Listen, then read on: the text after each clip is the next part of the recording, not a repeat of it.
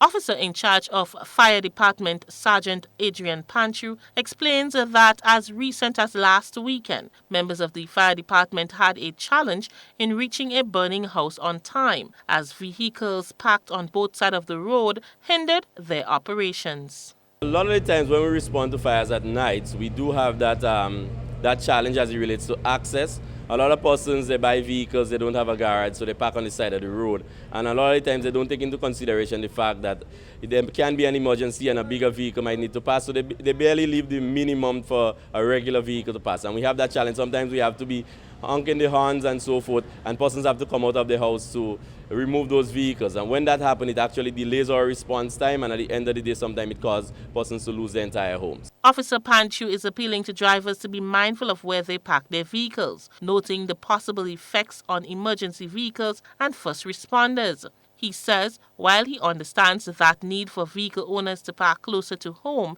consideration must be practiced. The aspect is that persons must be safety conscious. So even though you have a vehicle, it doesn't mean that you need to park exactly outside your house. I know as it relates to safety, the security of your vehicle, you want to have it close by so you can see what is happening. But then you have to actually balance that against the safety aspect of an emergency happening in your area. So whenever you're going to park on the side of the road, ensure that you leave enough space so an emergency vehicle, well in Grenada the biggest emergency vehicle is the fire appliance, can be able to pass at any point in time.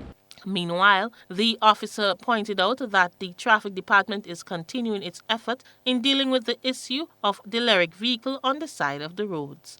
RGPF administration along with the traffic department has gone out. They went out to several areas and they actually affixed notice to those vehicles that the owners of these vehicles are supposed to remove them. If they don't remove them, it would be towed away at the cost of the owner. So that has been done. As you might have seen in the past, a record has been attached to the RGPF, and I think the issue right now is actually the area for storing those vehicles when you remove them from the side of the road. Because you don't want to remove somebody's vehicle and you don't have a proper place to store it, and later on that person comes to claim their vehicle and you're not able to give them. So that is one of the challenges at this point in time, but I think an area has been identified and we're actually working on getting these vehicles from the side of the road. For GBN News, I am Rena Thomas reporting.